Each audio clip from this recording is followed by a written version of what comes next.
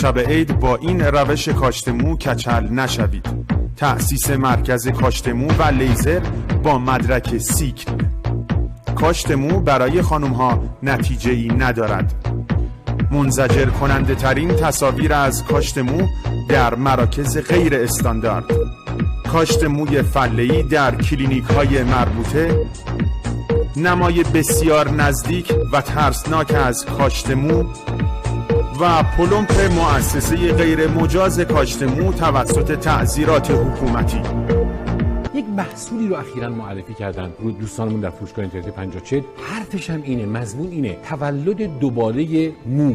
من میخوام این خبر خوب بهتون بدم که ریزش و کم حجمی موی سر شما به هر دلیلی که هست، تمامی این موارد بر روی فولیکول و ریشه موی شما تاثیر گذاشتن. این بسته با تأثیری که روی فولیکول موی شما داره، گیرنده های هورمونی و پیاز مو رو تقویت میکنه، قدرت نگهداری مو توسط ریشه رو بالا میبره. همین علته که ما میگیم این بسته حتی برای افراد تاس هم مناسبه و حتی برای اونها هم باعث رویش مجدد موها میشه.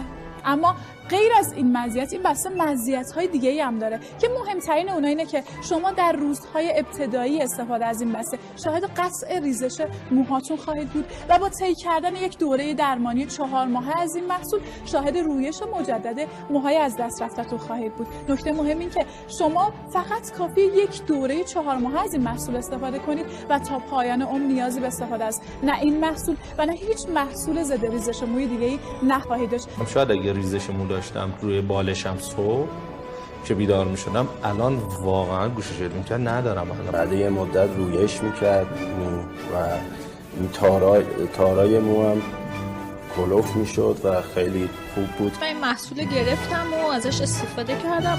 تا الانم که مثلا بوده 1 ماه 2 ماه دارم استفاده میکنم، کاملا ازش راضی ام. احساس میکنم تار موام کلوفتر شده، ریزشش کاملا قطع شده. به مرور در واقع یه مقدار جنس موی من خب ضخیم‌تر کرده. خب این باعث میشه که مو پرتر به نظر برسه وقتی شما خود به خود مو ضخیم‌تر بشه، مخصوصا برای خانمایی مثل من که خیلی موهاشون رو رنگ میکنن، چون من واقعا زیاد موهامو رنگ میکنم.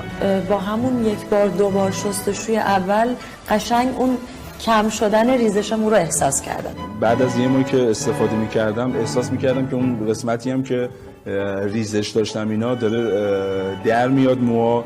برای دیدن ویدیوهای از صدها چهره معروف که از این محصول بی‌نظیر استفاده کردن، کافی به سایت 5044 مراجعه کنید و اگر جزو 50,000 نفر اولی باشید که عدد 63 رو به سامانه پیامکی 1000 ارسال کنید، میتونید از تخفیف ویژه و ارسال رایگانی که 54 به مناسبت پرستان سال جدید و این محصول در ارائه بهره مند شید.